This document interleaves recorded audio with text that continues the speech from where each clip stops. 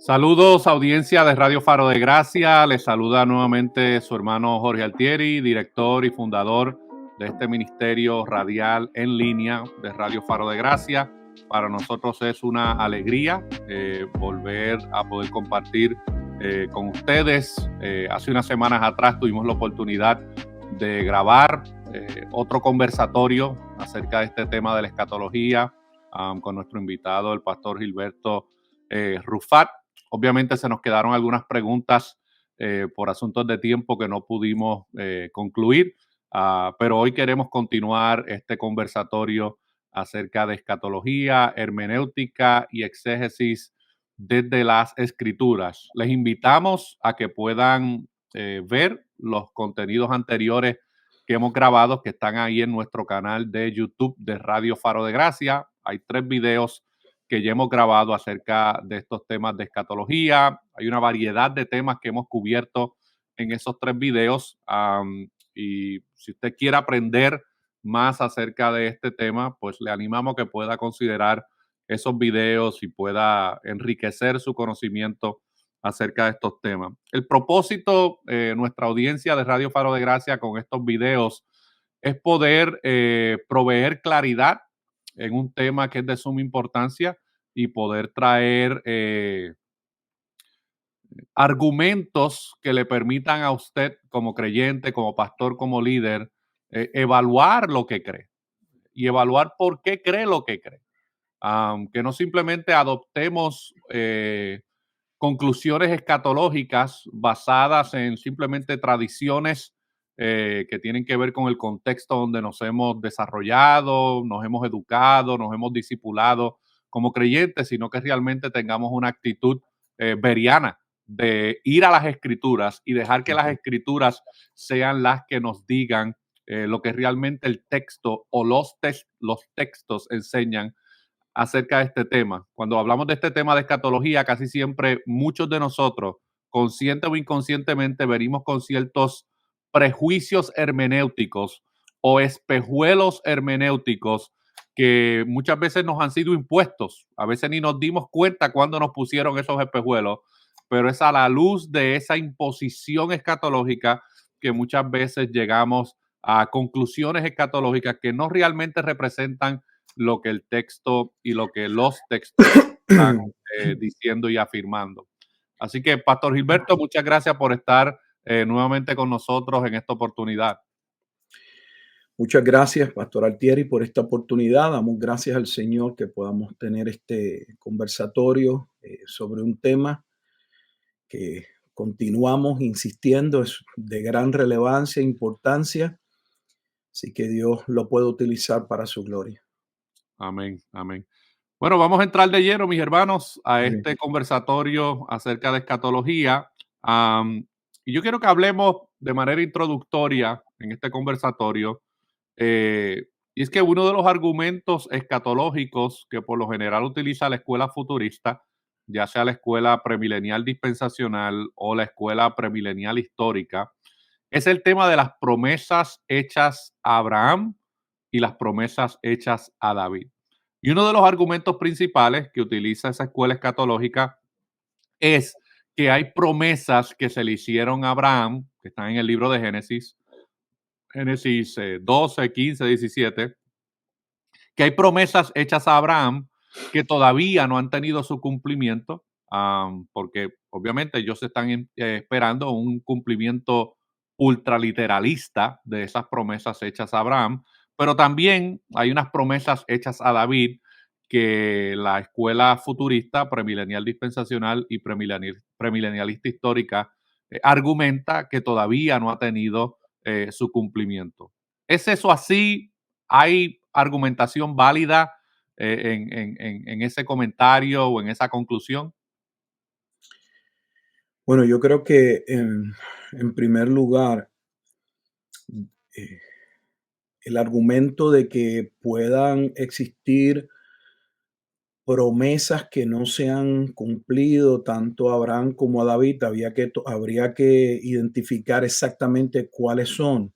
Pero eh, el Nuevo Testamento es sumamente claro cuando iniciamos en el libro de Mateo, lo primero que se hace en el primer capítulo y en el primer versículo, me refiero a Mateo 1:1, es establecerse que Jesucristo es tanto la simiente de la que se le habló a Abraham, el cumplimiento de esa simiente a través de la cual serían benditas muchas familias de la tierra, así como el cumplimiento, porque no son promesas diferentes, de aquel rey de la casa de David que un día vendría y tendría un reino eterno. O sea que me, me llama la atención que el Nuevo Testamento, o debe llamarnos la atención, que el Nuevo Testamento comience afirmando que Jesucristo es el cumplimiento de Génesis capítulo 12, versículos 3 y 7, y de 2 de Samuel capítulo 7, y que los hermanos dispensacionalistas digan que no ha tenido cumplimiento. Creo, y lo digo para que ellos, ¿verdad?, lo puedan considerar, que uno de los problemas que enfrenta cualquier escuela escatológica, a no ser que sea la preterista completa, porque lo ve ya todo, ¿verdad?, realizado, y tienen también problemas, es el hecho de que no vivimos desde el punto de vista milenial o postmilenial, no vivimos la realidad de un reino consumado. Nosotros los que creemos que ya el reino inició desde la llegada de Jesucristo. Entonces, digo esto porque hay la probabilidad de que al no ver el reino en su estado consumado, estemos esperando a que tiene que estar en ese estado para que todo se cumpla. Si es de esa manera, hay promesas que claramente no se han cumplido, ni aún para la milenial o el posmilenial, porque no vivimos en ese reino completamente realizado, el cual llegará a su máxima gloria, obviamente, en la segunda venida de Jesucristo y los eventos que están asociados a ese evento. Pero el propio Antiguo Testamento establece que las promesas que Dios le dio a Abraham se cumplieron. Por ejemplo, vamos a citar pasajes. Josué mismo, eh, que ya sabemos, o para aquellos que no tengan mucho conocimiento del Antiguo Testamento, Josué va a ser aquel que Dios va a señalar luego de Moisés para introducir al pueblo a la tierra prometida. Se recuerdan la promesa ligada también a la tierra.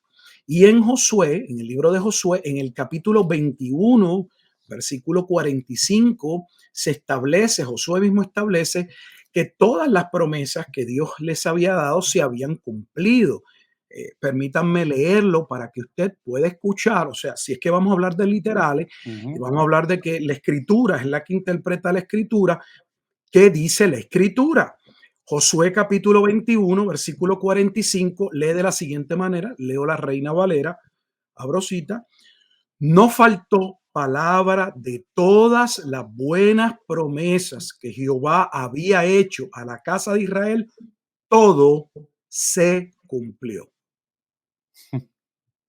O sea, yo no encuentro, con toda honestidad, un versículo más claro que Josué capítulo 21, versículo 45, que dentro del contexto de la posesión de la tierra que ellos dicen que Israel nunca logró, eh, amados hermanos, con todo respeto, o ustedes muestran ignorancia de la escritura o juegan a malabares teológicos, porque a Moisés se le dijo que no entraría a la tierra y que él no sería quien llevaría al pueblo a tomar posesión de la tierra, sino que sería Josué.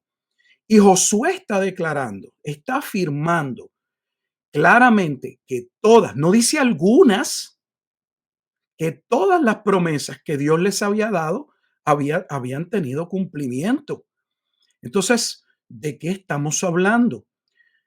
Cuando nos acercamos al Nuevo Testamento, el Nuevo Testamento, como ya mencionara, no solo en Mateo 1:1 abre diciendo que Jesús es tanto la simiente por la cual serían benditas y cumplidas las promesas a ese pueblo que Dios, por su gracia, separó desde antes de la fundación del mundo, sino también que Él es el Hijo de David. Cuando estamos en el libro histórico del libro de los Hechos, en el capítulo 3. Me gustaría también que pudiéramos considerar esa escritura. Estoy buscando aquí en mi Biblia. En Hechos capítulo 3, el versículo 18, lee de la siguiente manera: pero Dios ha cumplido así lo que había antes anunciado por boca de todos sus profetas, que Jesucristo había de padecer.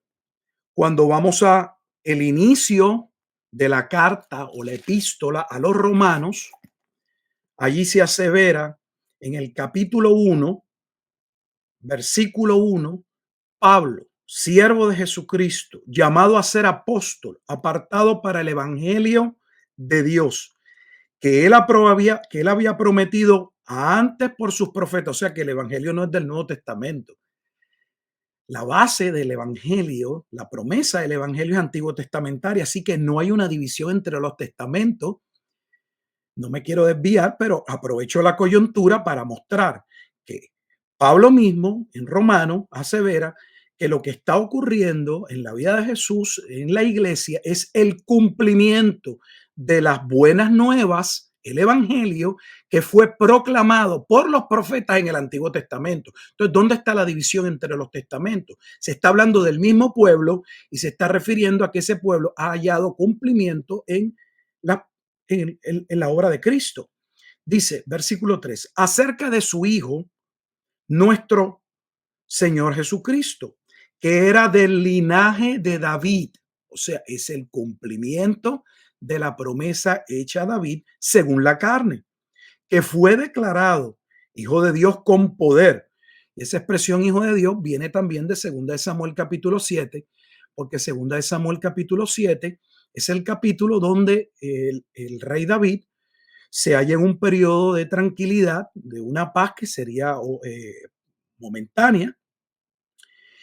Mira su casa, la contempla, la encuentra que es preciosa, en cedro, y le viene a su mente el tabernáculo y quiere o tiene en mente, se le ocurre la idea de ver cómo él podría hacer un tabernáculo o un templo glorioso que pudiese mostrar la gloria del Dios que se había revelado a Israel. Y en ese capítulo Dios va a usar al profeta para decirle a David que Dios, para empezar, no habitaba en templos hechos por los hombres y ningún templo humano lo podía contener. Sin embargo, él mismo se iba a proveer de un templo. Y ese templo es un templo de salvación y ese templo de salvación es Cristo en el Nuevo Testamento. Así que esa promesa de la casa de David, al rey David, estamos viendo en Romanos capítulo 1 que se cumplió. Entonces, ¿qué es lo que no entendemos? Más aún, puedo pasar de Pablo y vamos a Primera de Pedro, entonces a escucharlo en labios de Pedro. Y en Primera de Pedro, capítulo 1, versículo 10 dice, los profetas que profetizaron de la gracia destinada a vosotros. Oh, pero no que son dos pueblos. Porque Primera de Pedro, vuelvo a aprovechar la coyuntura, capítulo 1, versículo 10, Pedro le está hablando a la iglesia y le está diciendo a la iglesia que ellos son el cumplimiento de lo que Dios habló en el Antiguo Testamento a través de los profetas. Pero no es que lo que Dios habló en el Antiguo Testamento a través de los profetas solo aplica a Israel como por nación. Les pregunto con toda honestidad, ¿a quién le vamos a creer o en qué vamos a basar nuestra hermenéutica? ¿En lo que dice la Escritura, porque lo dice con claridad, o en lo que dice un libro de un autor, o nuestra posición escatológica, los lentes que, no sé, que hemos comprado para poder interpretar la Escritura? Dice, los profetas que profetizaron de la gracia destinada a vosotros, inquirieron y diligentemente indagaron acerca de esta salvación, escudriñando qué persona y qué tiempo indicaba el Espíritu de Cristo que estaba en ellos, el cual anunciaba de antemano los sufrimientos de Cristo y las glorias que vendrían tras ellos. A estos se les reveló que no para sí mismos, sino para nosotros. Qué contradicción, que no era para Israel, sino que era para nosotros, la iglesia. De nuevo, ¿dónde está la división entre Israel y la iglesia? ¿Dónde está la separación de una promesa en el Antiguo Testamento y de una promesa en el Nuevo Testamento? Allí no se establece. Ministraban las cosas que ahora os son anunciadas por los que han predicado el Evangelio por el Espíritu Santo enviado del cielo, cosas en las cuales anhelan mirar los ángeles.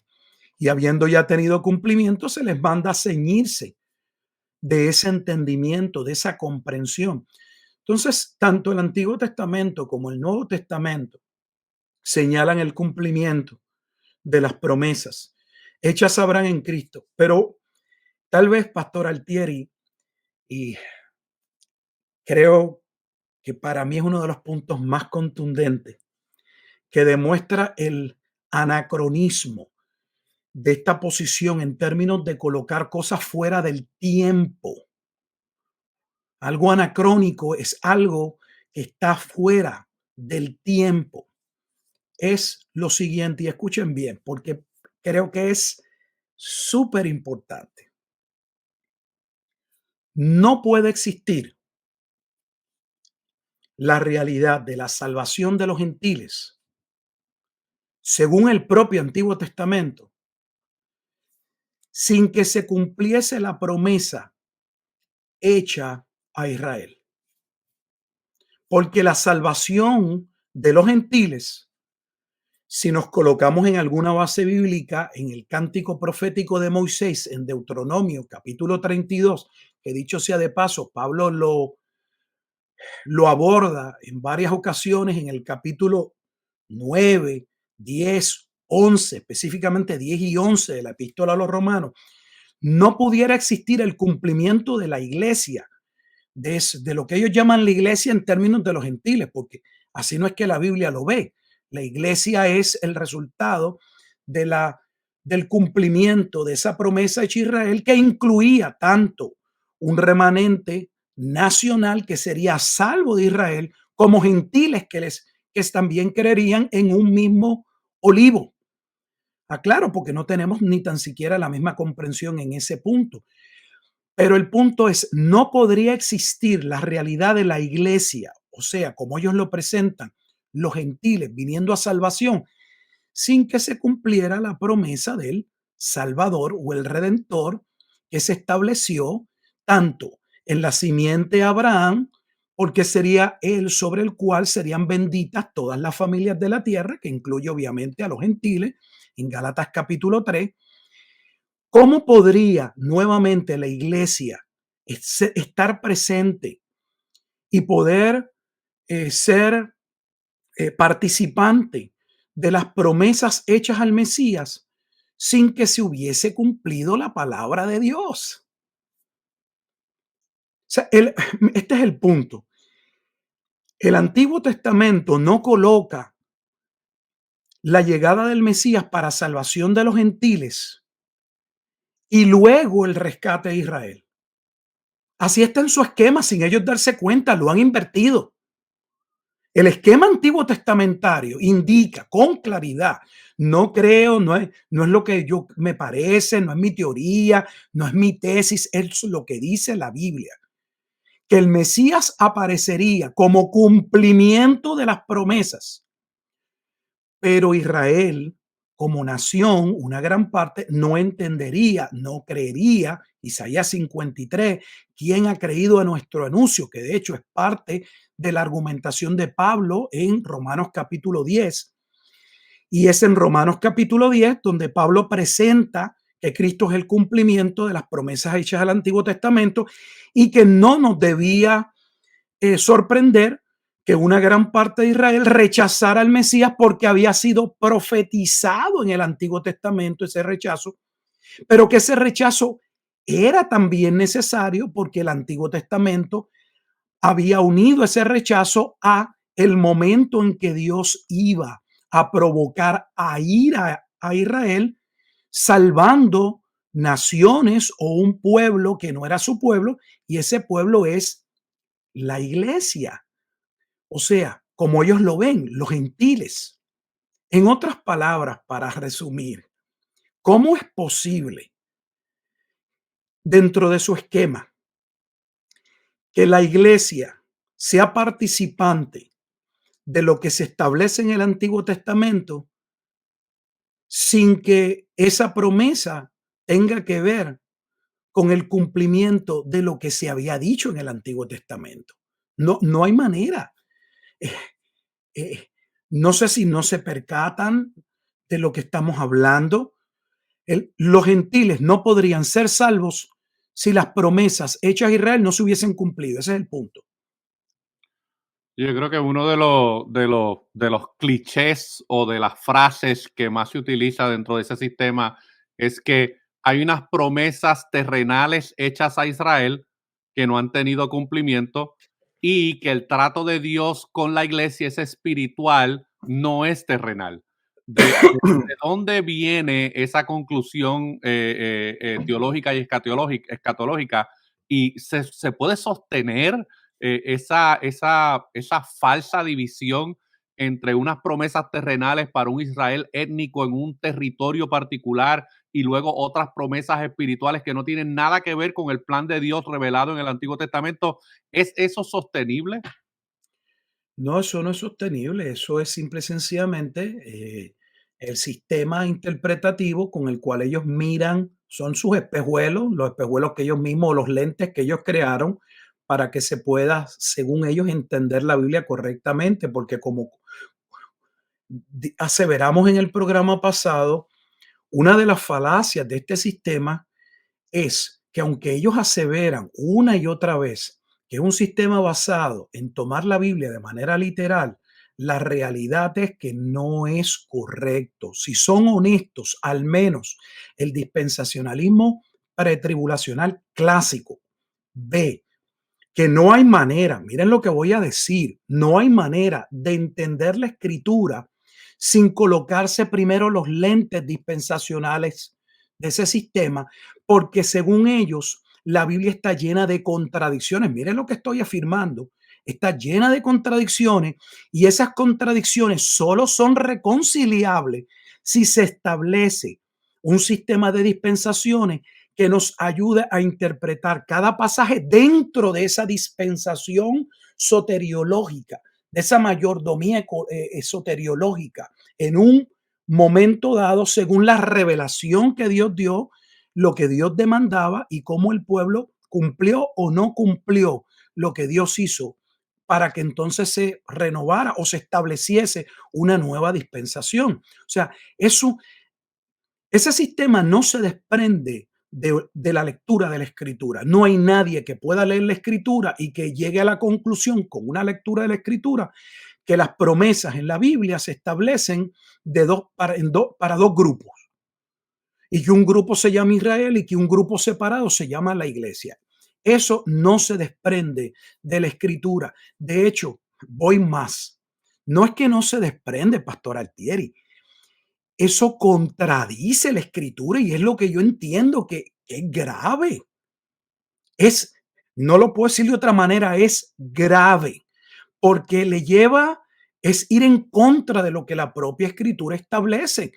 Porque las promesas que ellos alegan que son solo para Abraham, el Nuevo Testamento dice que no son solo para Abraham, que serían para todos aquellos que serían bendecidos a través de la simiente. Y Gálatas capítulo 3 establece que esa simiente es Cristo y que todos los que han creído como Abraham, se establece tanto en Gálatas 3 como se establece en Romanos capítulo 4, todos los que han creído forman parte de ese pueblo, como se establece en Romanos capítulo 11, y tienen las mismas promesas. De hecho, voy a leer un pasaje que yo creo que pocos entienden. Está en Efesios capítulo 3. Pienso que es uno de los pasajes más claros. Efesios capítulo 3. Miren lo que Pablo va a decir por el Espíritu. le llama el misterio. 3 veces, en 3 ocasiones dice que esto era un misterio. Vamos a ver cuál era el misterio, algo que no estaba completamente revelado, develado, pero que ahora ya no es misterio. O sea, un misterio es como Apocalipsis. La palabra Apocalipsis, algo que no estaba totalmente revelado, véalo como en una sala de teatro, hasta que ese telón, esa cortina no se abre, usted no puede ver el escenario. Pero una vez se ve el escenario, ya usted no está ajeno, enajenado a lo que está pasando, a quiénes son los actores, cuál es la trama. Efesios capítulo 3 dice de la siguiente manera, versículo 1.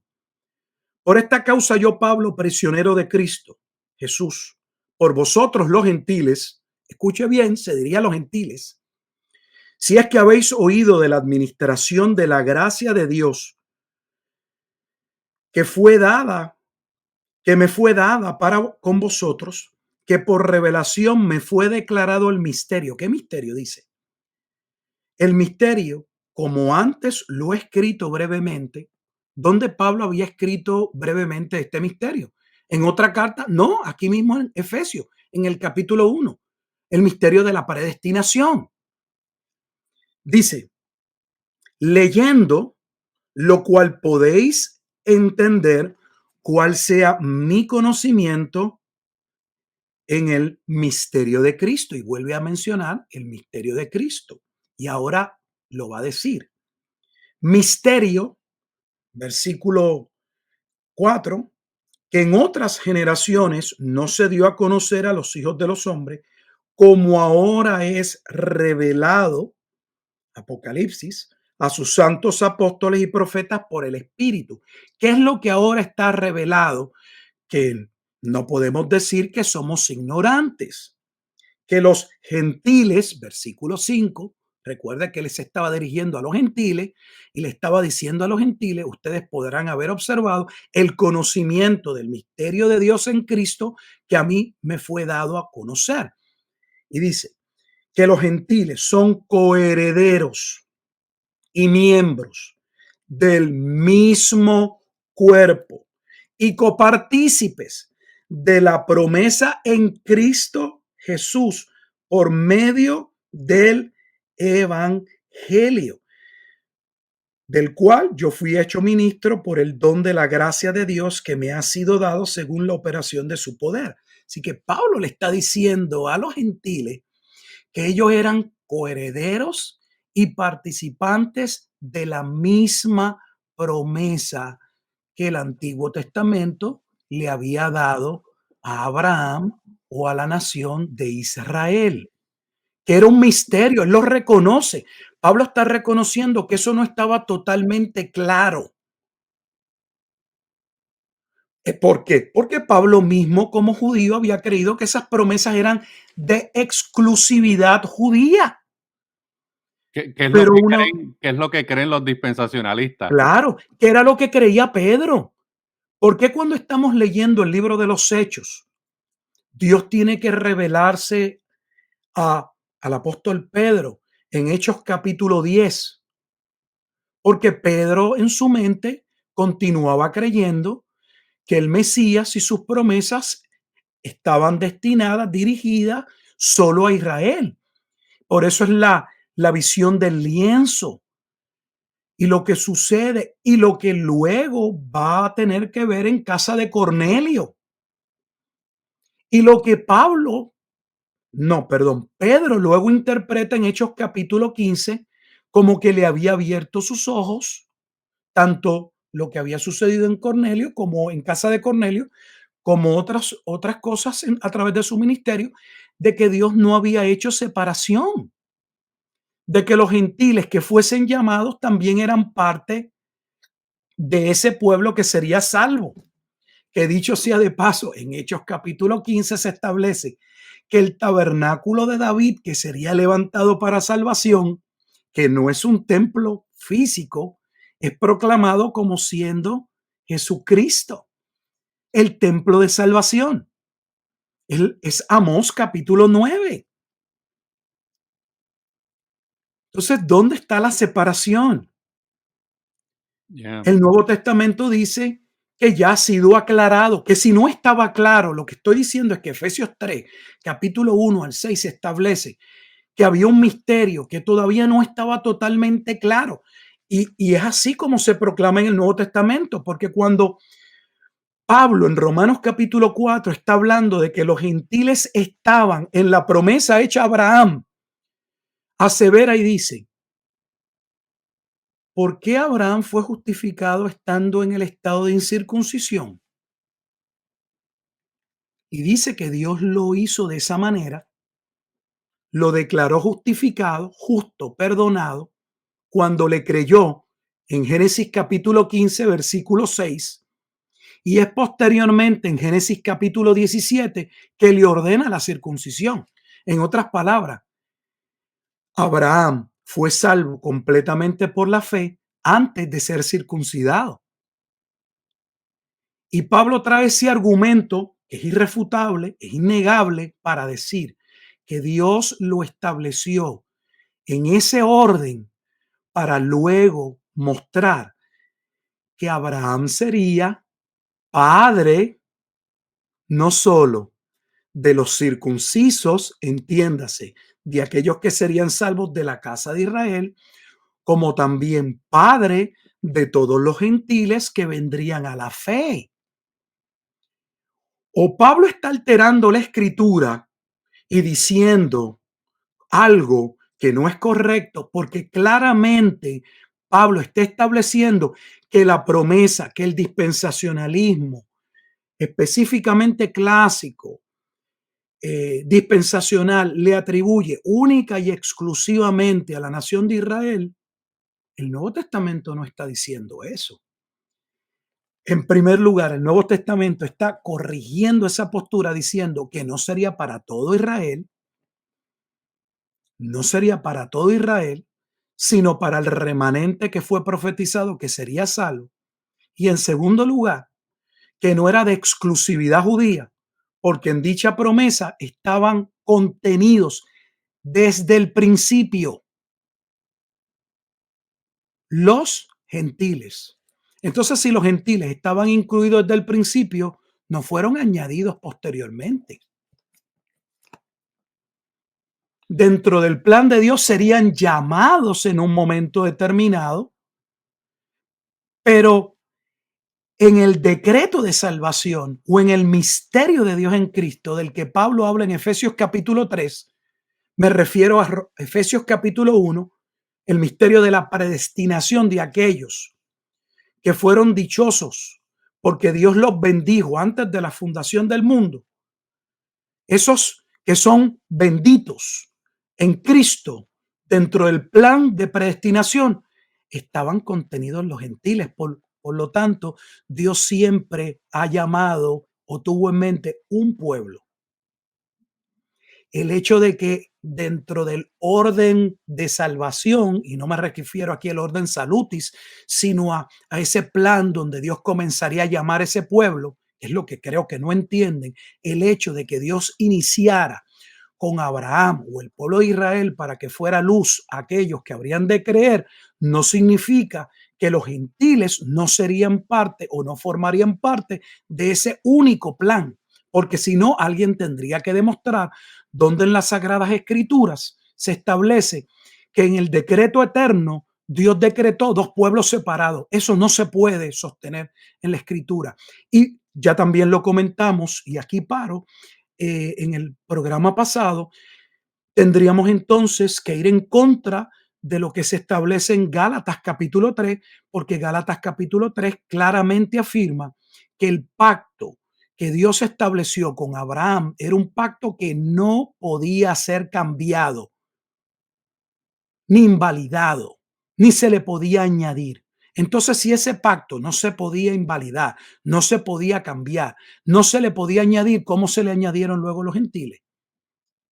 No, no se le añadió ese pacto a los gentiles, ya estaban contenidos los gentiles, solo que dentro del determinado tiempo de Dios, Dios abriría la salvación, el llamado a la salvación de los que no eran considerados como pueblo o de aquellas naciones en Deuteronomio capítulo 32 que provocarían a celo a la casa de Israel a salvación. Pero eso no significa que es un nuevo plan.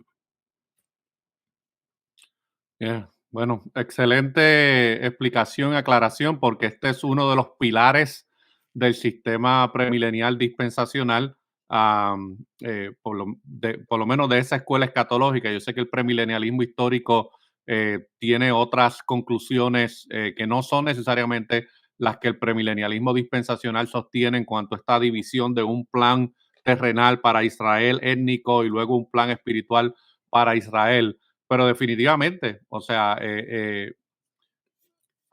entendiendo lo que acabamos de explicar, y toda la evidencia bíblica que muestra esta continuidad progresiva de la revelación de Dios, no como algo divisorio de dos pactos o de dos pueblos o de dos promesas o de dos profecías, sino que vemos cómo Dios progresivamente va revelando ese decreto eterno que se había decretado desde antes de la fundación del mundo. Podemos concluir sin temor alguno de que esa creencia de que Dios tiene un plan para Israel étnico y otro plan para la iglesia, que hay promesas que Dios le dio a Abraham y a David que no se han cumplido de manera terrenal y que tenemos que esperar en un futuro que se cumplan, podemos decir sin temor alguno, y yo me hago responsable por mis expresiones, que es errada, que es contradictoria y que es falsa. Porque tú No no, es bíblica. no es bíblica. Tú no puedes tener algo que es errado y contradictorio y ser verdadero a la misma vez. Eso va en contra de las leyes, ¿verdad? De la ley de la contradicción. Mire, pastor, permítame decir una cosa, es que es un tema de verdad que yo agradezco que estemos haciendo este programa y que usted haya tenido interés en hacer estas grabaciones, porque muchos de estos aspectos no se discuten. Según el dispensacionalismo clásico, el que todavía permea en la mente de la mayoría, no necesariamente el progresivo es el que está en todos, porque reconocemos que hay diferentes tipos. No estamos viviendo o no se ha cumplido el nuevo pacto. Miren lo que voy a decir porque es sumamente importante. No ha llegado al cumplimiento del nuevo pacto porque según ellos el nuevo pacto está ligado precisamente, según el Antiguo Testamento, a la salvación de ese Israel étnico, porque es una promesa para ese pueblo y que eso va a suceder dentro del periodo de la gran tribulación antes de la segunda venida de Jesucristo para establecer el periodo milenial como ellos lo ven posteriormente.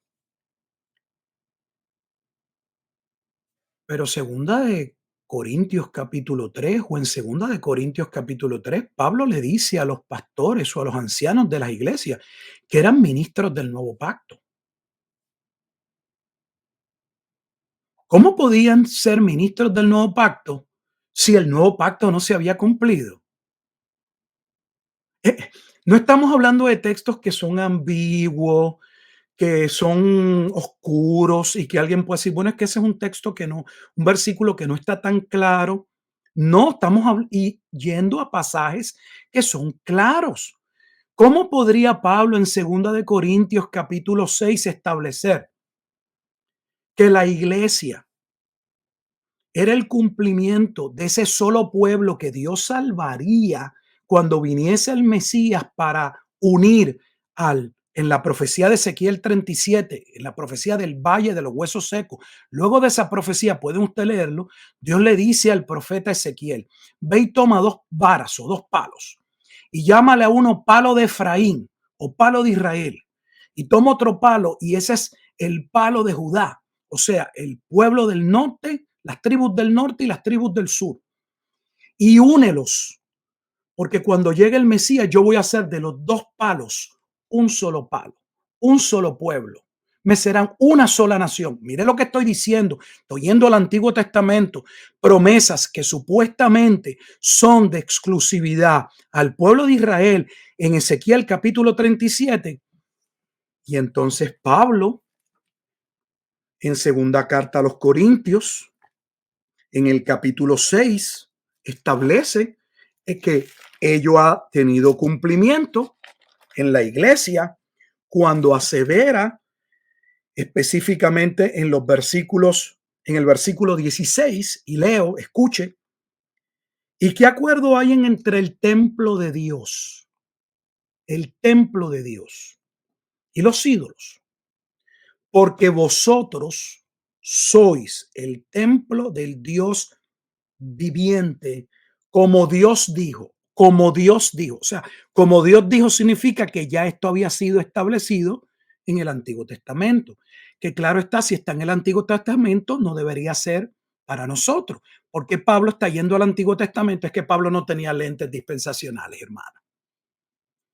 Porque Pablo está yendo al Antiguo Testamento y según su escuela escatológica, Pablo está interpretando de manera equivocada la escritura porque está trayendo una promesa que corresponde solo a la casa de Israel y se la está atribuyendo a la iglesia en la ciudad de Corinto, que muchos eran gentiles. Y dice, termina cuando cita y dice, habitaré y andaré entre ellos y seré su Dios y ellos serán mi pueblo.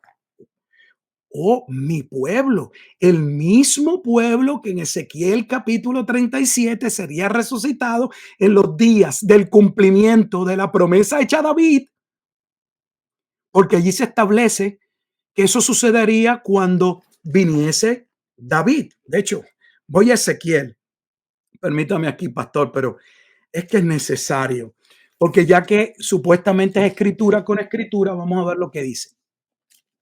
Y en lo que lo Leo un busca, solo pasaje. Sí, escucho. en lo que lo busca, esta parte es bien importante porque uno de los muñecos de paja que utiliza el premilenialismo dispensacional es que lo que estamos haciendo aquí ahora, esta conexión entre el Antiguo Testamento y el Nuevo Testamento y lo que usted acaba de explicar acerca de cómo Pablo entendía estos textos y esta revelación que Dios había dado en el Antiguo Testamento, ellos utilizan el muñeco de paja de que nosotros lo que estamos haciendo es espiritualizando los textos. No, totalmente falso. Aquí no hay ninguna espiritualidad. Aquí estamos viendo que el Nuevo Testamento le da cumplimiento. No hay una alegoría. Está diciendo literalmente que lo que se dijo en el Antiguo Testamento está teniendo cumplimiento. Ezequiel, no voy a leer Ezequiel capítulo 37, pero para que vean lo que estaba aseverando, que no piensen, el pastor se está sacando versículos diciendo cosas que no dice el Antiguo Testamento. Ezequiel capítulo 37, versículo 17, dice, júntalos luego el uno con el otro para que sean uno solo y serán uno solo en tu mano. Y estaba hablando de esos dos palos. ¿Cuándo sucedería eso? ¿Cuándo? En la segunda venida de Jesucristo. Aquí dice, versículo 22. Y los haré una nación. Recuerdan que dice que son su pueblo, son su nación. Y los haré, cuando Ezequiel profetiza, está hacia un futuro. Haré, futuro. Y los haré una nación en la tierra, en los montes de Israel. Y un rey será todos ellos por rey. Y nunca más serán dos naciones. Está hablando literalmente de la nación de Israel. Pueblo del norte, pueblo del sur. Ni nunca más serán divididos en dos reinos. ¿Cuándo sucedería? ¿Cuándo sería el cumplimiento de esa promesa? Adelanto al versículo 24. Mi siervo David, la promesa hecha a David, mi siervo David será rey, será rey. O sea, si Pablo está estableciendo que ellos son ese pueblo, entonces Cristo ya está reinando. No es que va a ser rey posteriormente, porque sucedería esta unión, esta salvación, este nuevo pueblo, esta nueva nación, no vendría a cumplimiento sino hasta que el Mesías prometido a David fuese rey.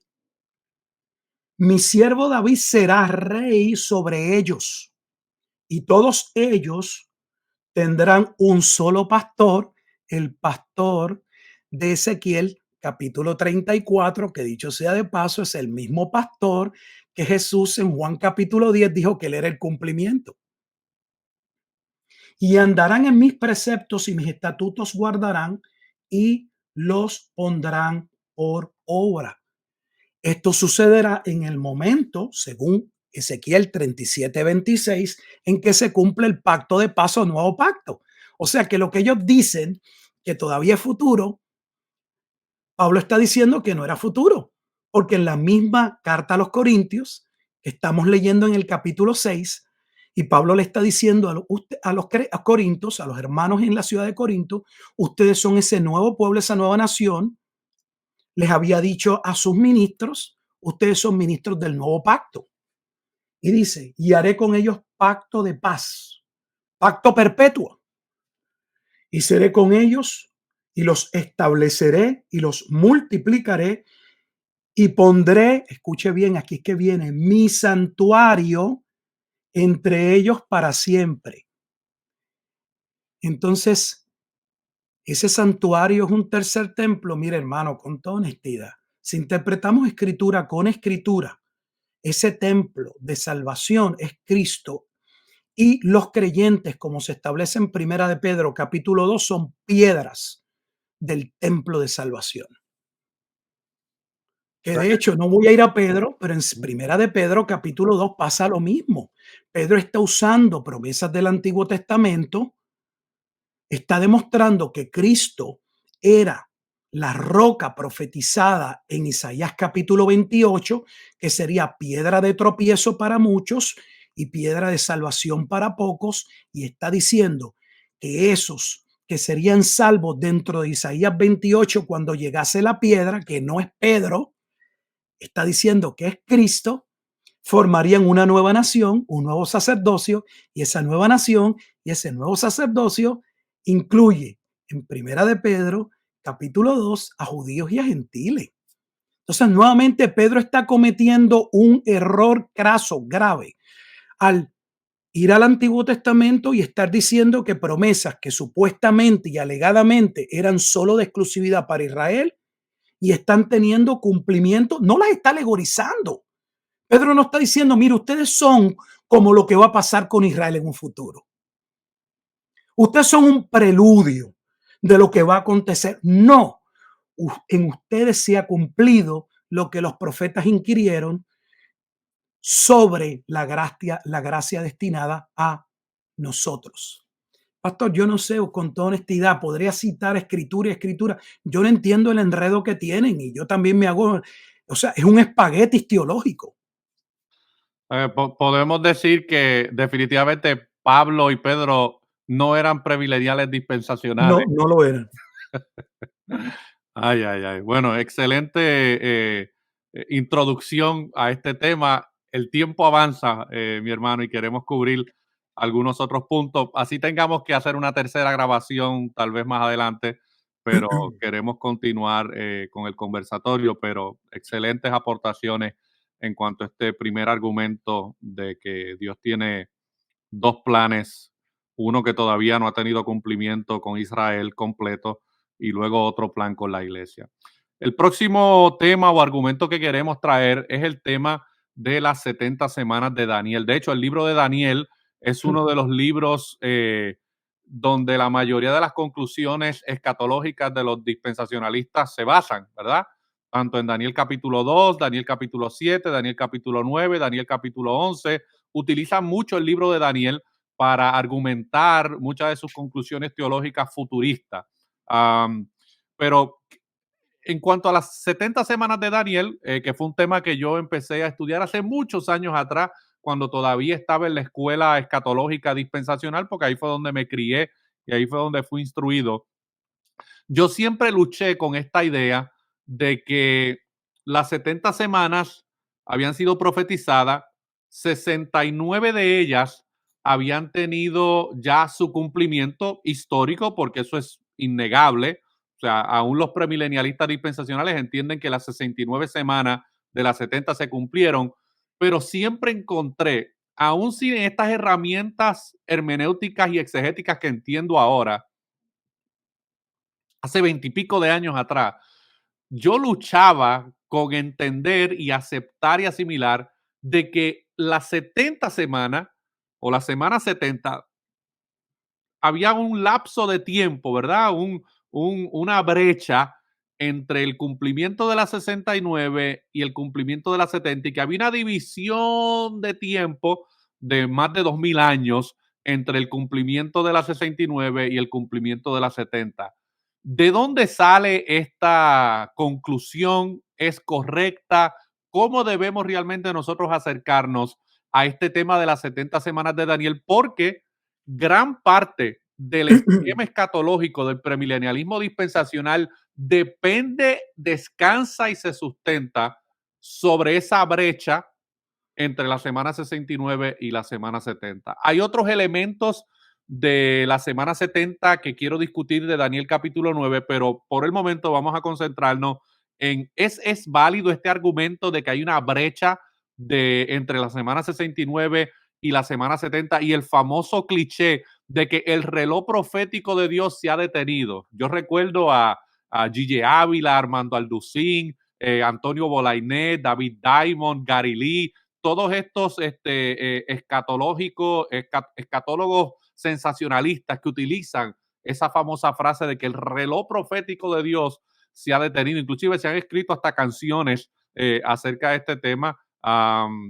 ¿Es eso correcto? ¿Tiene sustento bíblico esta argumentación? Ay, pastor, este otro tema, pero que pica y se extiende. Cuando estamos hablando de la profecía de las 70 semanas, para ubicar las personas en la escritura, estamos hablando de la profecía contenida en Daniel capítulo 9, versículos 24 al 27. Solo para que se ubiquen en la Biblia, ustedes luego quieren mirar la profecía, Daniel capítulo 9, versículos 24 al 27. En primer lugar, esa es una profecía que le es dada a Daniel en un momento dado donde Daniel cree que la salvación de su pueblo había llegado con relación a las promesas de restauración y del Mesías. Si usted comienza a leer Daniel 9, así inicia. Él está leyendo el rollo del profeta Jeremías y cree que ha llegado el tiempo, pero él está desubicado porque él está leyendo la profecía de los 70 años de cautiverio, Jeremías capítulo 25 y Jeremías capítulo 29, y pensaba que ese era el momento de la redención. Y Dios le va a enviar para adelantar, a avanzar al ángel Gabriel, que dicho sea de paso, Gabriel es sumamente importante porque en la angiología, por lo general, no se le da nombre a los ángeles, pero es el mismo ángel Gabriel que anuncia la llegada del Mesías príncipe que va a morir, el que anuncia el nacimiento del Mesías príncipe en el Nuevo Testamento, por si no se habían dado cuenta. Y no es una casualidad, es plan de Dios. Ahora, Dios envía este ángel Gabriel a que le dé sabiduría, entendimiento a Daniel. Y lo que se le va a decir básicamente a Daniel, más allá de la complejidad de la profecía, es que esa restauración, esa salvación que Dios traería, ese remanente que podría ser salvo cuando viniese el nuevo pacto, no se iba a cumplir sino hasta que llegase el Mesías príncipe. Y que para eso faltaba una cantidad de tiempo, que es el tiempo que habla la profecía. Y se le va a establecer entonces cuándo va a iniciar ese periodo y cuándo finaliza. Si, como nuestros hermanos aseveran, debemos interpretar la Biblia literalmente, a mí me gustaría muchísimo que alguien pudiera mostrar la evidencia de dónde en la profecía se establece una pausa. Porque es el propio Gabriel, el ángel, que Dios le ha enviado a Daniel para que entienda, quien plantea todo un desarrollo cronológico de eventos y en ningún lugar establece una pausa. De hecho, ¿cómo podría Daniel saber cuándo se iba a cumplir la promesa si a Gabriel se le había olvidado decirle que en determinado momento iba a haber una pausa y que la pausa iba a durar tanto tiempo? ¿Cómo podía clarificar y traer entendimiento sin que de manera literal se hablase de esa pausa? El punto es que esa pausa no existe, es un invento. O sea, volvemos a lo mismo. Y no es un ataque, es que yo trato de ponerme en la mente de ellos y digo, con toda honestidad, no leen la escritura o si la leen, solo los pasajes a los que los libros que ellos leen o el pastor que ellos siguen les llama a leer y de acuerdo a los lentes interpretativos que se tienen que colocar para entender, porque lo que estamos hablando, pastores, de un pecado grave. Era un pecado grave, sí, un pecado gravísimo añadirle a la palabra de Dios. Cuando a Moisés se le dio la ley mosaica, se le dijo desde Deuteronomios 4, no le añadiréis ni le disminuiréis, ni le puedes colocar información, ni le puedes restar información. Así no termina nuestra Biblia en Apocalipsis capítulo 22, trayendo una palabra de maldición sobre aquellos que cambiaran la palabra de Dios. Entonces, ¿dónde en el literalismo que ellos ven, dónde pueden mostrar de manera literal que allí está esa pausa? No existe. Si no existe, entonces una añadidura que significa que han hecho un eisegesis. Le han añadido al texto algo que el texto no dice. Y no es lo mismo, no es lo mismo que una expresión, un párrafo pueda tener dentro de lo que está afirmando una idea contenida que no está explícita, pero está implícita en la narración.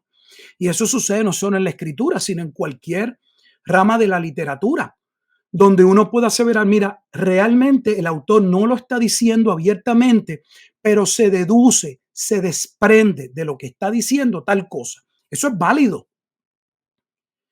Pero ponerle una pausa de 2000 años a la narración de Gabriel, con toda honestidad, eso es un invento, eso es un malabares teológico para acomodar el pasaje y poderlo colocar en su esquema de eventos que son futuros. No existe. Más aún y peor, peor. Yo, pastor, no sé cómo decirlo, no porque voy a decir algo malo, sino el significado. No creo que tenga las palabras humanas. Si esta profecía no se ha cumplido, tenemos graves problemas. Primero, porque esta profecía se tiene que cumplir completa. En ningún momento dado, no solo no está la división, sino que el Mesías príncipe debe morir para que todos los eventos que están ahí se den. Y el más importante es, o uno de los más importantes, que la llegada del Mesías príncipe que habría de venir traería el perdón de los pecados, la justicia perdurable.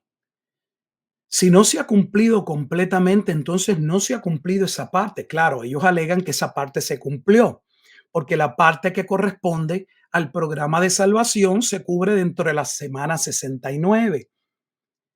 Pero como quiera continúa el problema.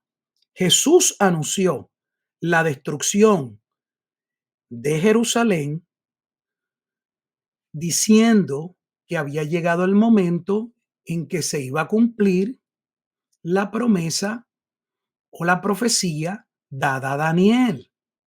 Mateo 24:15.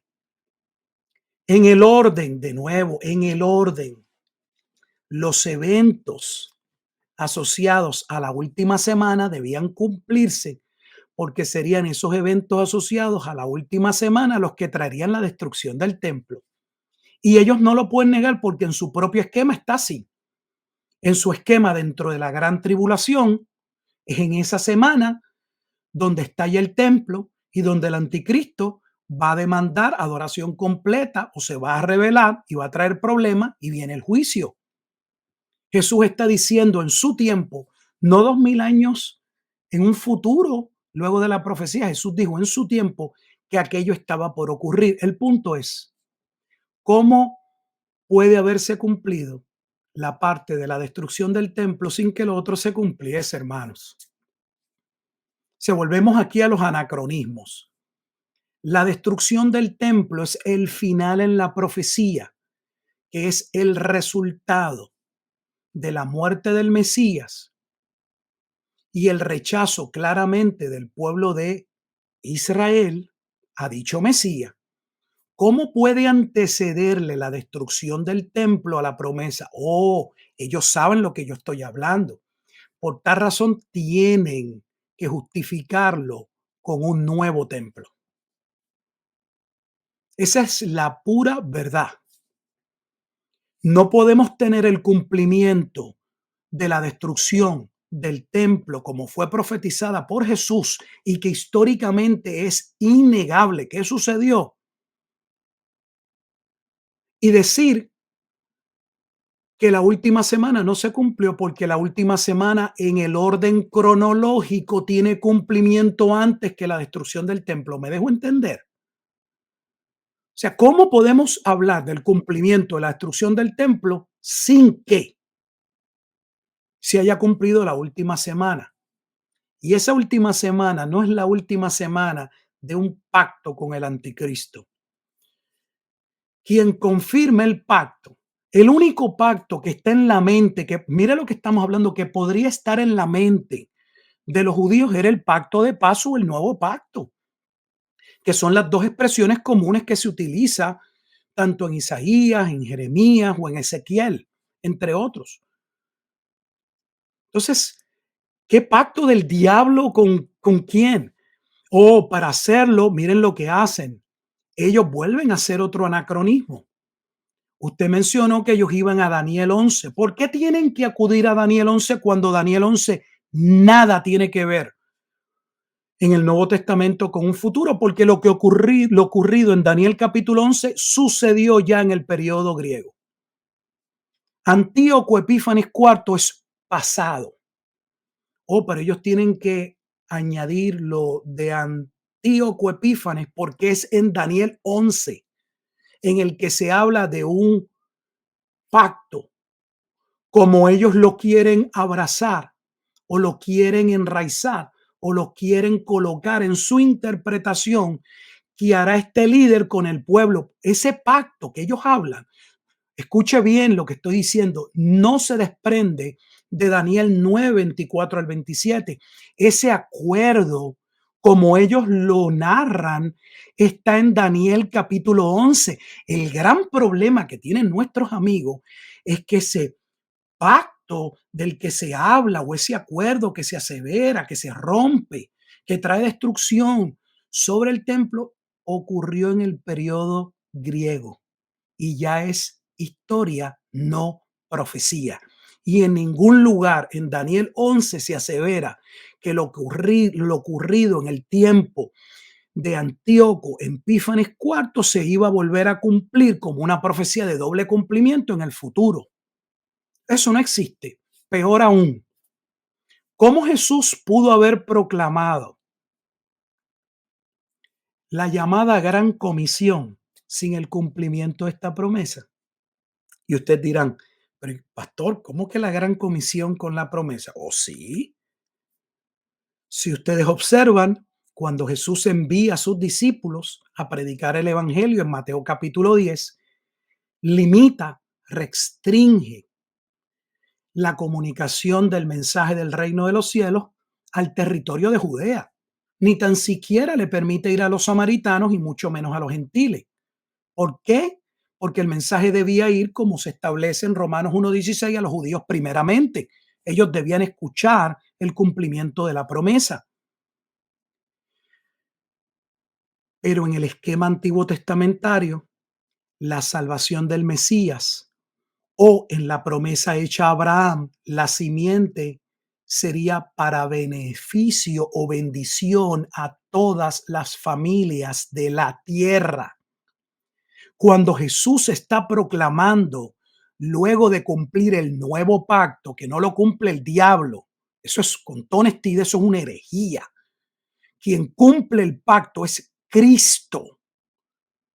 Una vez lo cumple, entonces expande, no es nuevo, expande la comisión ya dada en Mateo capítulo 10 a que ahora el mensaje debía llegar al mundo ¿Cómo podía llegar el evangelio al mundo para salvación sin el cumplimiento de la profecía de Daniel capítulo 9, versículos 24 al 27? O sea, ah, tienen serios problemas interpretativos, pero serios sin problemas interpretativos. No solo eso, sino que en la historia de la iglesia, y no voy a entrar a la patrística, pero si fuéramos a la patrística, los padres de la iglesia aseveraron que esta profecía se cumplió aún, miren lo que voy a decir, aún cuando puedo reconocer que algunos de ellos todavía veían un reino futuro. Repito, vieron el cumplimiento de la profecía de las 70 semanas, aunque algunos de ellos todavía entendían que habían unos eventos hacia el futuro. En el segundo siglo ya hay evidencia clara del cumplimiento. El padre de la iglesia, luego de Lucas, Eusebio, lo deja claro el cumplimiento de la profecía. En la propia guerra de los judíos, de un historiador judío no creyente, Flavio Josefo mismo reconoce que la destrucción de Jerusalén era el cumplimiento de la abominación de desolación profetizada a Daniel. Mire, la evidencia es increíble. O sea, de nuevo, entonces, con toda honestidad, ¿dónde está la academia? ¿Dónde está el respeto a lo que se dice? O sea, ¿cómo podemos trazar la escritura con cambios interpretativos que no se sostienen ni de la interpretación de la escritura, ni se sostienen de la historia interpretativa de la propia iglesia? De hecho, yo acabo de publicar no hace mucho tiempo el libro de Martín Lutero, que deberían mirar ese libro, y en ese libro hay 3 profecías que Martín Lutero utiliza en su tiempo, en el siglo XVI, para decirle a los judíos que era irrefutable que se había cumplido todo en la persona de Cristo. Y una de las profecías más importantes que aborda y que trata con toda claridad en el capítulo 8 de ese libro es la profecía de las 70 semanas. Y Lutero asevera que había un consenso general entre los eruditos o los teólogos de que la profecía de las 70 semanas se había cumplido. O sea, no estaba en controversia, según Lutero, el cumplimiento de esta profecía. Siglo XVI. Ahora, ¿cómo en el siglo XXI ahora decimos que no se cumplió? Obviamente, o ellos estaban equivocados o algo sucedió en la historia que es materia para contar, porque hablamos de la doctrina, no de la historia que lleva a las posiciones, que llevó al cambio que hoy tenemos. Yeah. Quiero aprovechar que estamos hablando de este tema porque quiero abundar un poquito más en la estructura de Daniel capítulo 9, versículos 24 al 27, pero específicamente concentrándome en los versículos 26 al 27. Una de las cosas que a mí me ayudó mucho a entender este pasaje de Daniel capítulo 9 y otros pasajes que están en el Antiguo Testamento es que cuando se hablaba de la venida del Mesías, habían dos componentes importantes en esa venida, en esa manifestación de la profecía acerca del Mesías. Y es que el Mesías traería en su venida y en su manifestación salvación, pero también había otro componente que formaba parte de su venida y de su manifestación, y Juicio. es el juicio. Entonces, cuando yo logré entender esa conexión que es inseparable de que la manifestación del Mesías traería salvación y traería juicio, me ayudó mucho a poder entender este pasaje de Daniel capítulo 9, específicamente los versículos 26 al 27. Yo quiero que nos detengamos por un momento, así sea esto lo último que hagamos en este conversatorio, luego podemos grabar otros temas, pero en el versículo 26, porque y lo segundo que quiero decir, no solamente el tema de que la manifestación del Mesías traería salvación y juicio, pero también en la estructura hermenéutica y exégesis de las escrituras hay algo que se llama los paralelismos y hay algo que se llama el quiasmo, ¿verdad? Y aunque no voy a abundar mucho en ese tema, pero tú puedes notar en ciertas estructuras donde la línea 1 está hablando de algo y la línea 2 está hablando de otro evento. Y luego, en los versículos que le continúan, la línea 1 es distinta, obviamente, a la línea 2, pero la línea 1 de la segunda parte del versículo corresponde a la línea 1 del versículo anterior y la línea 2 del versículo, por ejemplo, en este caso el versículo 27, corresponde a la segunda línea del versículo 26. ¿A qué me refiero? En el versículo 26 dice, y después de las 62 semanas se quitará la vida al Mesías. Ya en el relato de Daniel capítulo 9, ya habían pasado las primeras 7 semanas, más estas 62, tenemos 69 semanas. Y después de las 62 semanas se quitará la vida al Mesías. Todos sabemos que esa vida que se le quita al Mesías tuvo su cumplimiento, que es obviamente con la muerte de Cristo en la cruz. Dice, más no por sí. Ahí está la primera línea o el primer enunciado del versículo 26 que habla de que se le quitaría la vida al Mesías, más no por sí, en el sentido de que, ¿verdad?, fueron otros los que lo llevaron a esa muerte en la cruz. La segunda parte del versículo dice, y el pueblo de un príncipe que ha de venir destruirá la ciudad y el santuario, y su fin será con inundación y hasta el fin. La manera en que yo veo este versículo es que en una parte del versículo se está hablando de que se le quitaría la vida al Mesías, lo cual era un elemento indispensable para que pudiera traer salvación como parte del plan de Dios. Pero luego la segunda parte habla de un príncipe que ha de venir, que destruirá la ciudad y destruirá el templo. Obviamente nosotros sabemos que ese príncipe históricamente que habría de venir tuvo su cumplimiento después de la profecía de Jesús en Mateo capítulo 24 con el imperio romano, ¿verdad? A través de Vespasiano y de Tito, el general Tito, que fue el que destruyó la ciudad y el templo. Así que eso lo podemos ver claramente en ese versículo 26. Luego en el versículo 27 es donde creo que de aquí es que parte esa conclusión o esa argumentación escatológica de que hay otra semana, dice, y por otra semana confirmaré el pacto con muchos. Creo que el error que se comete es que ellos entienden que y por otra semana confirmará el pacto con muchos, o sea que la persona que va a confirmar el pacto con muchos es ese príncipe que había de venir que destruiría la ciudad y del templo. Pero no creo que eso es lo que Daniel está argumentando aquí en este versículo, sino que es un paralelismo entre la primera línea del versículo 26 y la primera línea del versículo 27. Y por otra semana confirmará el pacto con muchos y a la mitad de la semana hará cesar el sacrificio y la ofrenda. Esa es la primera línea del versículo 27. Y mis amigos y hermanos dispensacionalistas entienden que esa otra semana y ese otro pacto o ese pacto que será confirmado con muchos, ellos de alguna manera increíble insertan ahí a un personaje como un anticristo, que es el que va a confirmar el pacto con muchos y que a la mitad de la semana, es decir, a los 3 años y medio de esta famosa gran tribulación que vendrá en un futuro, a la mitad de esos 3 años y medio, pues él entonces hará cesar el sacrificio y la ofrenda. Por eso ellos entienden que tiene que haber una reconstrucción de un tercer templo, porque para que puedan haber sacrificios y ofrendas, tiene que haber un nuevo templo.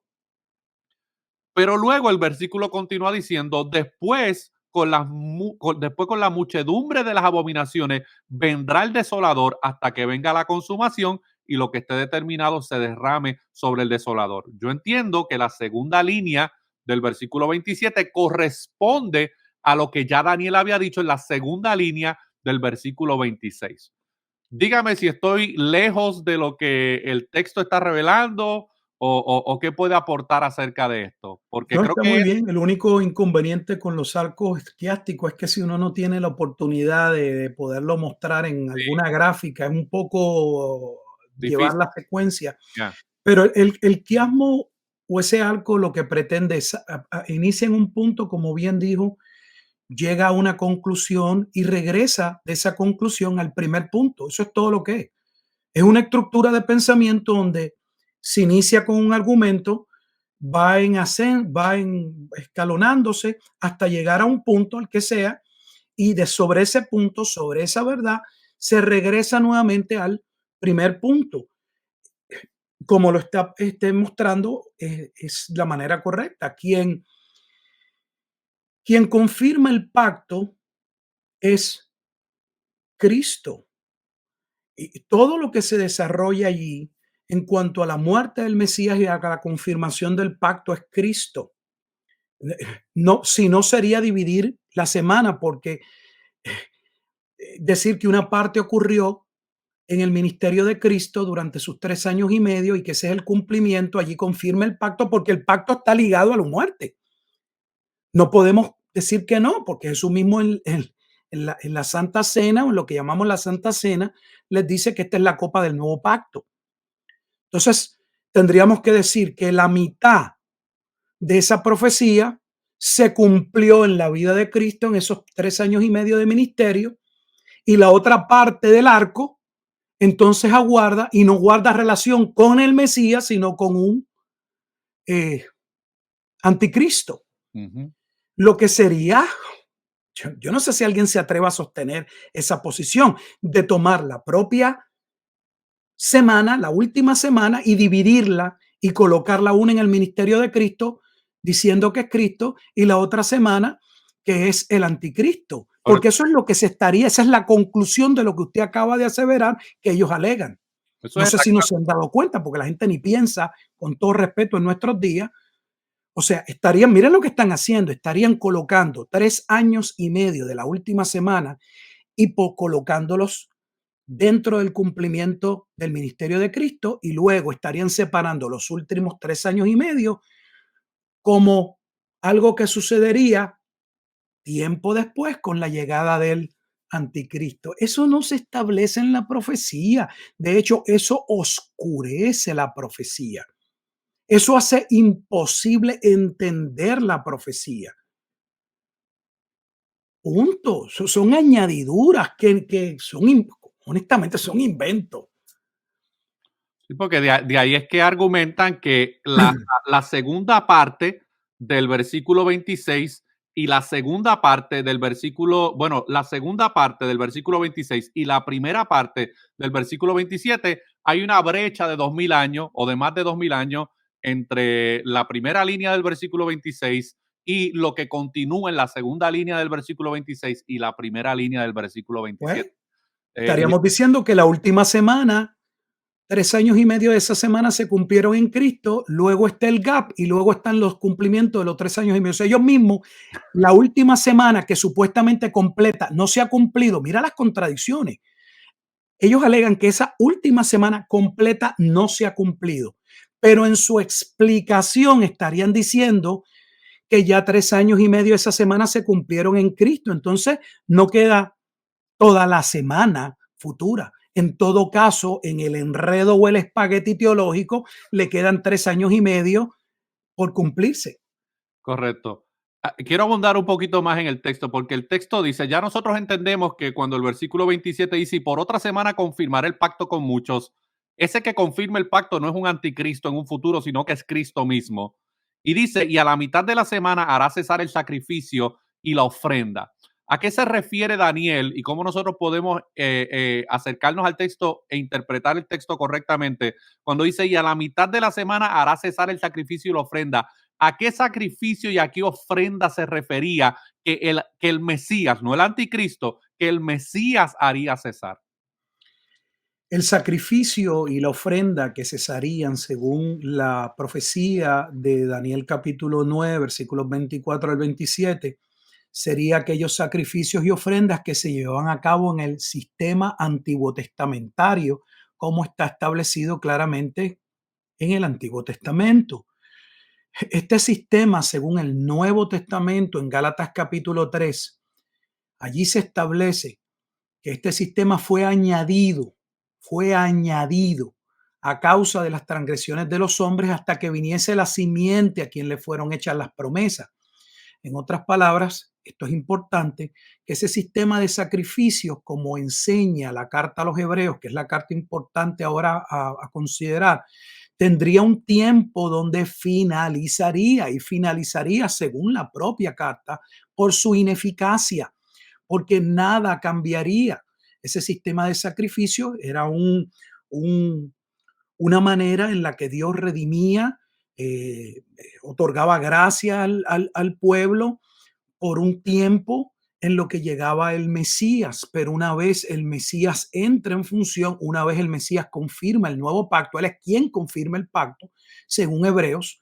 Hebreos establece desde el capítulo 7 hasta el capítulo 13 que Jesús es quien confirma el pacto de paz que hemos hablado o el nuevo pacto, que ellos dicen que es futuro. Sin embargo, en la carta o la epístola a los Hebreos dice que Jesús es el fiador de ese nuevo pacto. El versículo tal vez más clave para señalar la escritura se encuentra en Hebreos capítulo 8, versículo 13, cuando la Biblia dice, y leo, al decir nuevo pacto, ha dado por viejo el primero, ese pacto de sacrificios. Y lo que se ha dado por viejo y se envejece está próximo a desaparecer. ¿Y cuándo desaparecería? Según la propia carta a los Hebreos en el capítulo 10, cuando el Hijo del Hombre apareciese, viniese el día de juicio. En el capítulo 10 de esa carta a los Hebreos se habla del día de venganza. En el versículo 30, pues conocemos al que dijo, mí es la venganza, yo daré el pago, dice el Señor. Y otra vez, el Señor juzgará a su pueblo, no al mundo, a su pueblo. ¿Y en qué momento Dios juzga a su pueblo? Según las profecías, traería salvación y traería juicio. El juicio de Dios vendría como consecuencia del rechazo de la nación o del pueblo en general del Mesías o de Jesucristo. Y el autor de la carta a los Hebreos dice, luego en el versículo 37 del capítulo 10 de Hebreo, dice, porque aún un poquito y el que ha de venir vendrá y no tardará. O sea, que el libro de Hebreos está diciendo que el día de venganza, el día que había sido profetizado en labios de Moisés, que pondría fin al antiguo sistema de sacrificio, ese es el sistema de sacrificios o el fin del que está declarando el mismo la profecía de Daniel, capítulo 9, especialmente en los versículos 26 y 27. Así que, en resumidas cuentas, quien para el sacrificio es Dios mismo. ¿Por qué? Porque Cristo es el objeto, era la razón, era quien estaba detrás de los sacrificios. Ya viendo Jesús efectuado el sacrificio de los sacrificios una sola vez y para siempre, no era necesario aquello que era sombra de los bienes venideros. Esa es la contestación que da el Nuevo Testamento.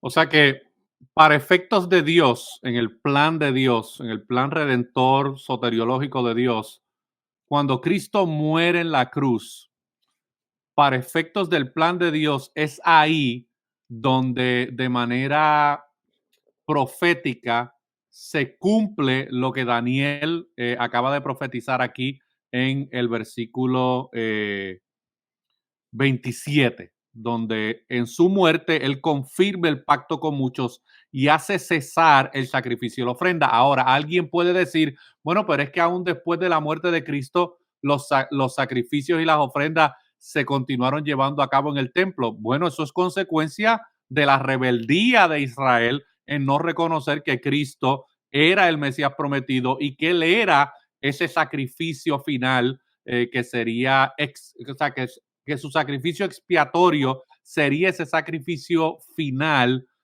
para efectos del plan de redención de Dios. O sea, el que Israel haya continuado con los sacrificios y las ofrendas después de la muerte de Cristo no invalide el hecho de que para efectos de Dios en su plan de redención ya no hay más necesidad de más sacrificio y de más ofrenda, y que lo que se cumple en el año 70 es una manifestación visible del juicio de Dios sobre Israel al destruirles el templo, como evidencia ya física de que, lo que en ellos confiaban, que era verdad ese antiguo pacto con su templo, sus sacrificios, sus ofrendas terrenales, si Dios no les destruye el templo, ellos continuarían hasta el día de hoy haciendo sacrificios y llevando a cabo ofrendas en el templo.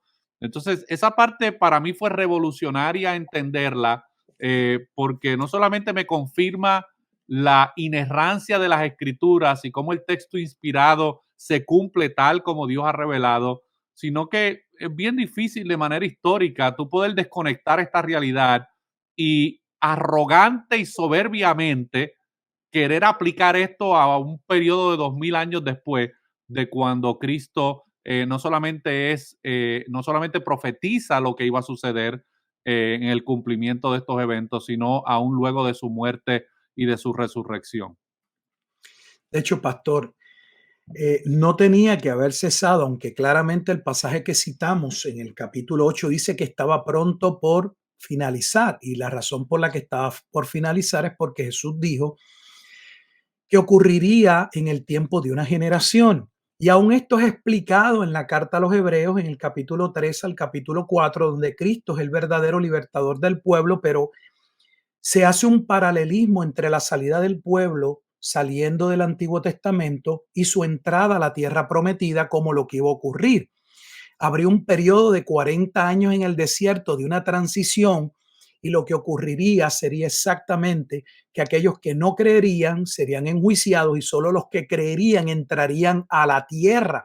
Y observe que la tierra en el capítulo 4 de Hebreos, que la tierra es enmarcada como el lugar de reposo. Ese lugar de reposo no es una tierra física, es Cristo.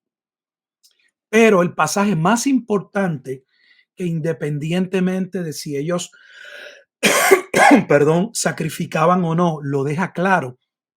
Y lo que me da pena es que ellos lo saben, pero no lo piensan. Es cuando el velo del templo es rasgado. Escuchen la interpretación que da la Biblia, porque si vamos a hablar de que la Biblia interpreta la Biblia, que vamos a dejar que la Biblia sea la que nos dé el significado, pues entonces vamos a leer lo que la Biblia dice. Escuchen bien, estoy leyendo en Hebreos, en el capítulo 9, en el versículo 7 dice, pero en la segunda parte está hablando del tabernáculo.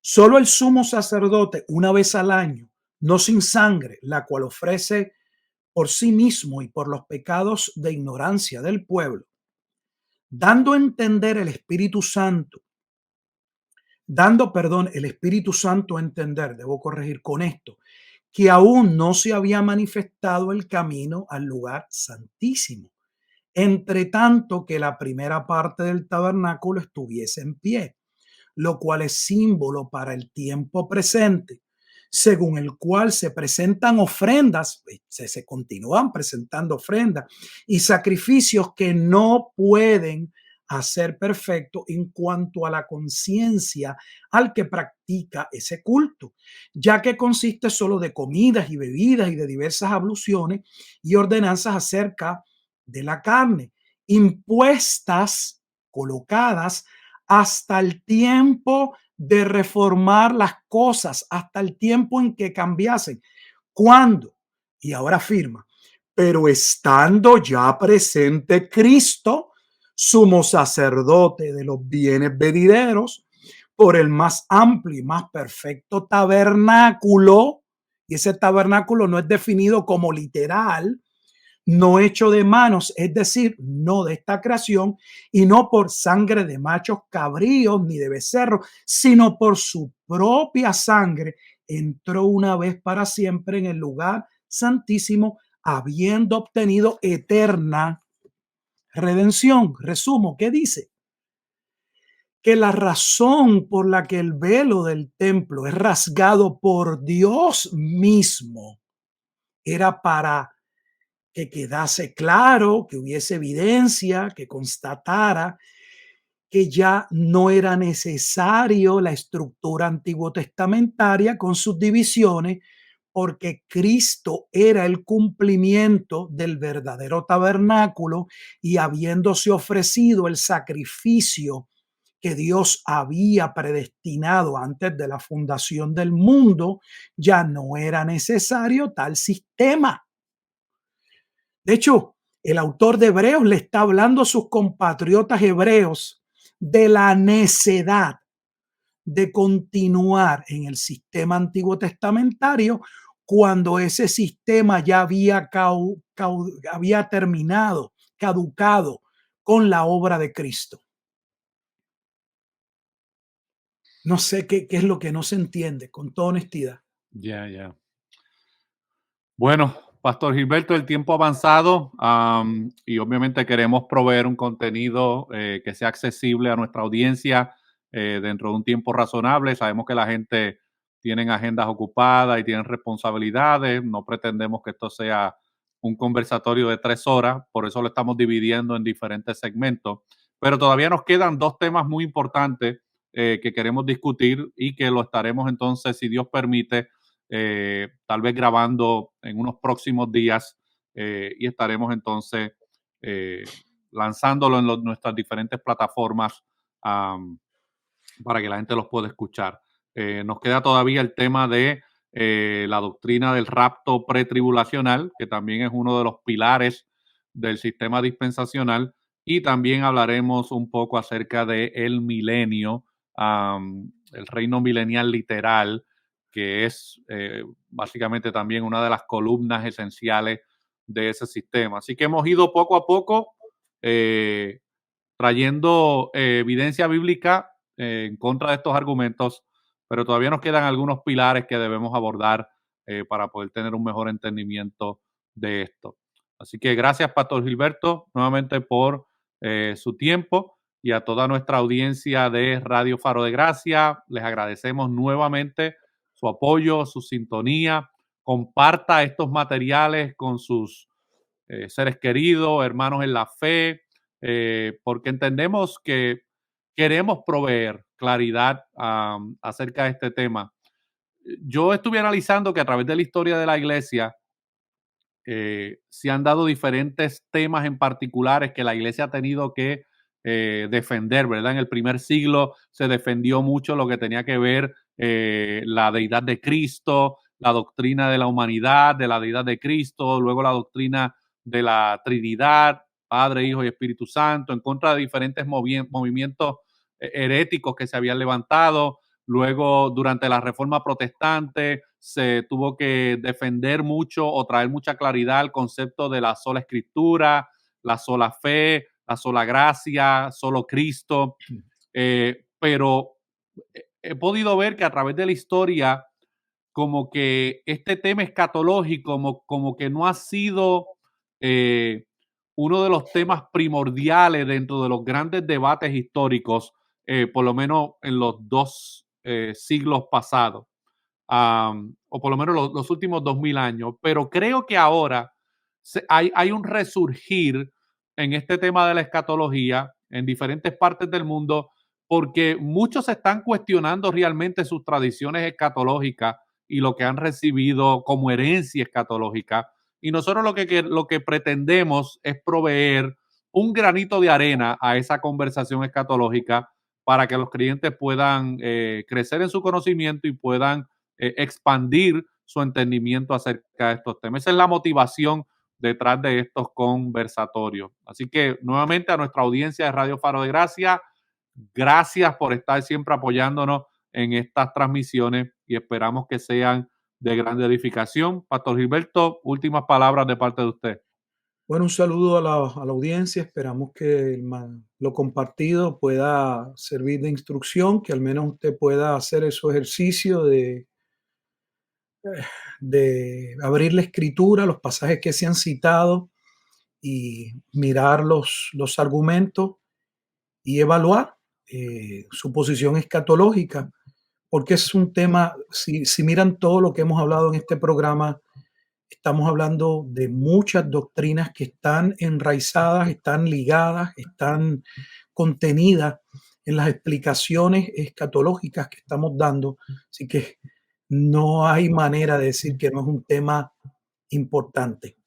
Es un tema que abarca el campo de la hermenéutica, que abarca el campo de la cristología, que abarca la eclesiología, un sinnúmero de temas dentro de la teología sistemática. Así que, ¿cómo es posible que dejemos la escatología o la tengamos como se encuentra en la teología sistemática como el último punto? Y entiendo ahí por qué es el último punto, porque hay una línea de desarrollo de doctrina hacia una conclusión. Pero esa conclusión no puede darse sin que todo el andamiaje esté claramente enraizado y bien fundamentado. Así que ahí les dejamos este video para que usted pueda reflexionar y esperamos haber aportado algo y que nuestros hermanos no se sientan mal con, no sé, con lo expresado, pues sale de corazones y que lo que tenemos dentro es una gran preocupación eh, por nuestros hermanos como